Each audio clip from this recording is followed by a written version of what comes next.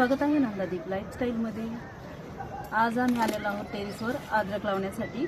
अद्रक म्हणजेच आलं, कारण की या गोष्टीवरून मला बरेच कमेंट आलेले आहेत की ताई अद्रक नाही म्हणायचं, आलं म्हणायचं, कारण की मराठीतून आलं म्हणतात, हिंदीतून अद्रक म्हणतात, पण सुंठ पण मराठीतून म्हणतात। पण कसं असतं, आपल्या बोलीभाषेमध्ये ज्या शब्दांचा जास्त उच्चार होतो तेच शब्द आपल्या बोलण्यामध्ये येतात।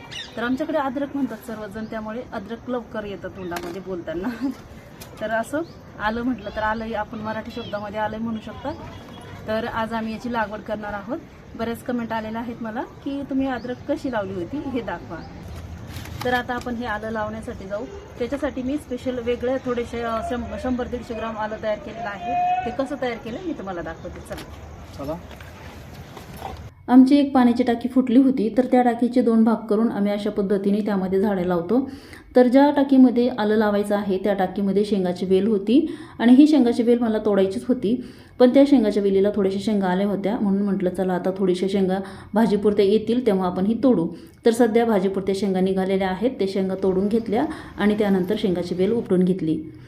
वालाची शेंगाची वेल मी इथं लावली होती, पण ती काही जास्त बरोबर आली नव्हती, म्हणजे जास्त वाढली नव्हती, कारण की मी तिची तशी काळजी पण घेतली नव्हती।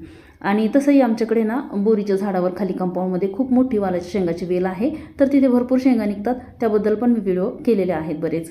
शेंगाची वेल उपटल्यानंतर या टाकीमधली माती आपल्याला आलं लावण्यासाठी तयार करायची आहे। आता माती कशी तयार करायची ते पाहू। या टाकीमध्ये मी बऱ्याच दिवसापासून किचन वेस्ट टाकत होते, तर ते वरचं किचन वेस्ट सुकलंय आणि खालच्या किचन वेस्टची कंपोस्ट तयार झालंय। तर किती छान सुपीक माती झाली आहे बघा कंपोस्टमुळं।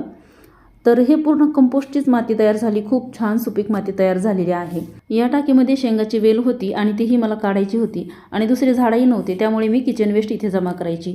नाहीतरी असं किचन वेस्ट मी झाडाखाली जमा करत नाही, वेगळं जमा करते। तर हे जमा केलेलं किचन वेस्ट बघा पूर्ण सुकलंय आणि असं सुकलेलं किचन वेस्ट आहे ना मातीमध्ये मिक्स करायचं। या किचन वेस्टमध्ये केळीचे साले, दुसऱ्या फळांचे साले, अंड्याचे टरफलं, भाजीपाल्यांच्या काड्या, अशा पद्धतीचे किचन वेस्ट मी इथे टाकत असते। हेच आपल्या झाडांसाठी सर्वात उत्तम खत असतं। आता हे किचन वेस्ट मातीमध्ये मिक्स करायचे, पण त्या अगोदर मी खालची जी सुपीक माती तयार झालेली होती ती काढून घेतली, कारण की त्यामध्ये अगोदर पण मी किचन वेस्ट टाकलेलं होतं, तर ते कंपोस्ट तयार झालं।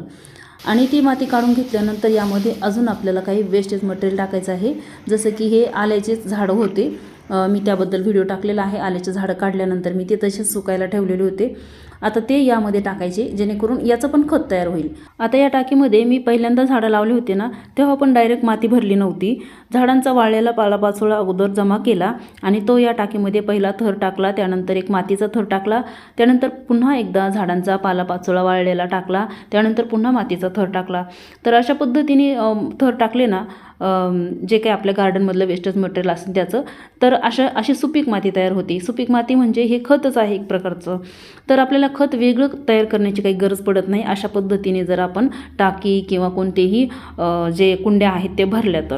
झाडं लावण्यासाठी जर अशा पद्धतीने कुंड्या भरल्या तर ही माती खूप हलकी फुलकी राहते, जास्त जड राहत नाही। तर त्यामुळे तुम्ही कितीही कुंड्या गच्चीवर अशा ठेवू शकता।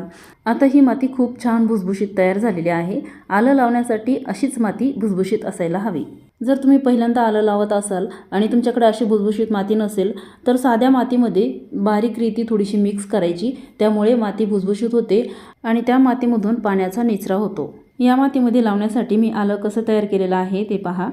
तर इथे मी ओल्या कपड्यामध्ये 3 ते 4 दिवसासाठी आलं असंच ठेवलं होतं। ओल्या कपड्यामध्ये म्हणजे जास्त पचपच पाण्यामध्ये ठेवायचं नाही, फक्त कपडा ओला करायचा आणि त्यामुळे अशा पद्धतीने आल्याला कोंब फुटतात। तर इथे आल्याला छोटे छोटे कोंब फुटलेले आहेत, जास्त फुटलेले नाही, कारण की 3-4 दिवसच ठेवलेलं आहे मी ते। 8 ते 10 दिवस अशा पद्धतीने आलं ठेवलं असतं ना, तर अजून जास्त कोंब फुटले असते। पण मला सारखी कमेंट पण येत होती की तुम्ही आलं कशा पद्धतीने लावलं त्याबद्दल व्हिडिओ करा, तर त्यामुळे आज मी व्हिडिओ करायला घेतला। पण व्हिडिओची सुरुवात मी 4:30 ते 5च्या दरम्यान केली होती, तेव्हा छान उजेड होता, पण आता अंधार पडायला आलेला आहे, 6-6:30 वाजत आलेत। तर यांनी काय केलं, शूटिंग करत होते ना, तर अंधार दिसत होता म्हणून इथे टॉर्च लावली, त्यामुळे इथे क्लिअर दिसत आहे। आणि आजच व्हिडिओ करण्याचं कारण असं की मला रोजच व्हिडिओ करायला वेळ भेटत नाही। जेव्हा पण गार्डनचे व्हिडिओ करायचे असतात ना, तर हे घरी असले ना तेव्हाच मला व्हिडिओ करता येतात, कारण की आमच्या घरी आहे दुकान, तर मी दुकानात असते आणि जेव्हा मला काही गार्डनचे व्हिडिओ करायचे असतात तेव्हा मग हे घरी नसले तर मला व्हिडिओ करता येत नाहीत। आणि यांना आज वेळ होता, पण दुपारून मग व्हिडिओ करायचं ठरवलं। जेवण वगैरे झाल्यानंतर बराच उशीर झाला, मग व्हिडिओ करायला सुरुवात केली तर अंधार पडत आला. तर त्यामुळे म्हटलं चला आता व्हिडिओ करायलाच घेतलेला आहे तर कंप्लीट करून टाकू. आणि ही माती तयार करता करता बराच उशीर झाला, तरी मी शॉर्टकटमध्ये दाखवलेला आहे व्हिडिओमध्ये. तर फायनली आपलं आलं लावून झालेलं आहे. आणि हे आपलं घरी ठेवलेलं आलं होतं आणि जे मी ओल्या कपड्यामध्ये ठेवलं होतं ते फक्त 150 ग्राम मोजून मी ठेवलं होतं. त्याला कोंब फुटावेत म्हणून ठेवलं होतं. तसं थोडे कोंब फुटायलाच आले होते, पण मी लावलं आताच, कारण की लवकर येईल ना ते मातीत ठेवल्यामुळं. आणि आता सध्या बघा बराच उशीर झाला आहे. सायंकाळच्या वेळेलाच आले होते मी वरती, पण अंधार पडला. अंधार पडत आलाय. या दिवसामध्ये लवकर अंधार पडतो, जास्त वेळ नाही झाला, 6 वाजलेत. हे बघा चंद्र कसं चंद्र दिसतं का तुम्हाला बघा. आणि आपले झाडं लावलेले तर काही दिसत नाहीत सध्या. तर 6:30 वाजलेत. चला आपण खाली जाऊ आणि मग बोलू, कारण की इथं काहीच दिसत नाही अंधारामध्ये. तर आम्ही आता खाली आलेलो आणि हे दाखवायला घेतले, कारण की शेंगा तोडल्या. ज्या टाकीमध्ये आम्ही आलं लावले ना तिथं एवढे शेंगा भेटले बघा. आजची भाजी होईल आमची दोघांची, बटाटे वगैरे टाकून मस्त भाजी होती. तर अशा पद्धतीने आज आमचं आलं लावून झालेलं आहे. आणि आपल्या अद्रकीच्या आलं लावलेल्या जो व्हिडिओ होता, तर नाही, आलं काढताना आलं लावलेला मी व्हिडिओ केला नाही. जो आलं काढताना व्हिडिओ केला, एवढी टोपलीवरून आलं निघालं होतं, तर त्या व्हिडिओला खूप छान व्ह्यूज आलेले आहेत. जास्तीत जास्त शॉर्ट व्हिडिओला जास्त व्ह्यूज आलेले आहेत. तर प्लीज आमचे मोठे पण व्हिडिओ पाहत जा, कारण की जे पण व्हिडिओ टाकते मी त्याच्यामध्ये काही ना काही माहिती सांगण्याचा प्रयत्न करते गार्डनबद्दल, कारण की मला गार्डनमध्ये झाडं लावायला आवडतं. आमच्या खाली पण कंपाऊंडमध्ये खूप झाडं आहेत आणि मी त्या झाडांची कशी काळजी घेते त्याबद्दल व्हिडिओ करत असते. तर मोठे पण व्हिडिओ असेच बघत जा आणि आमच्या चॅनलला असंच सपोर्ट करा. तर आमचे काही क्रिएटिव्ह व्हिडिओ पण असतात. कालच आम्ही ख्रिसमस निमित्त सांताक्लॉज आणि ख्रिसमस ट्री बनवला होता, तर त्याबद्दल पण एक व्हिडिओ टाकलेला आहे, नक्की पहा. आणि हे बैल दिसतात ना मागे, ते पोळ्याला आम्ही बैल बनवले होते, तर हे पूर्ण वेस्टेज मटेरियल पासून बनवलेले आहेत. त्याबद्दल व्हिडिओ मी अपलोड केलेला आहे आणि त्या व्हिडिओला पण छान व्ह्यूज आहेत. तर ज्यांनी बघितलं नसेल ना तर नक्की बघा. आता ते बैलाच्या शिंगावर मी ना फुलं ठेवलेली आहेत. दाखवा बरं, एक फुल काढून दाखवा. हे फुलं सुद्धा बाहेरून कुठून आणलेले आमच्या गार्डन. तर रोज मी अशा असली फुले मित्रांनो ही गार्डन मधलं.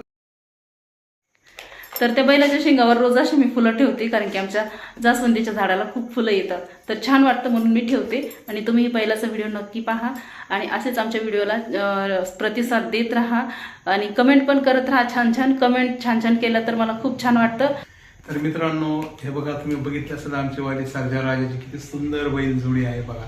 तर असे छान व्हिडिओ तुमच्या मुलांना पण दाखवा आणि व्हिडिओ पूर्ण बघत स्किप करू नका, कारण त्याच्यातून काहीतरी शिकण्यासारखं आहे, खूप काही शिकण्यासारखं आहे त्याच्यामधून. वेस्टेज पासून म्हणजे टाकावापासून टिकाऊ, आणि याला सुद्धा रुपया खर्च. हे सर्व घरचंच आहे. बिस्लेरीच्या बाटल्या असतील, प्लास्टिक असेल, कलर असतील, हे आमच्या मुलांचे आमच्याकडे काही आहे अवेलेबल, म्हणजे घरात पडलेले तेच मटेरियल आम्ही यूज केले. हा, आणि सांताक्लॉज आणि ख्रिसमस ट्री पण आम्ही असंच वेस्टेज मटेरियल पासून बनवलंय. तर असेच क्रिएटिव्ह व्हिडिओ जरी तुम्हाला आवडत असेल तर कमेंटमध्ये नक्की सांगा. आणि आजच्या ब्लॉगमध्ये इथेच थांबूया. ब्लॉग आवडला असेल तर लाईक करा, चॅनलला सबस्क्राईब करा. पुन्हा भेटूया अशाच एका नवीन ब्लॉगसोबत नंदादीप लाईफस्टाईलमध्ये. तोपर्यंत बाय बाय.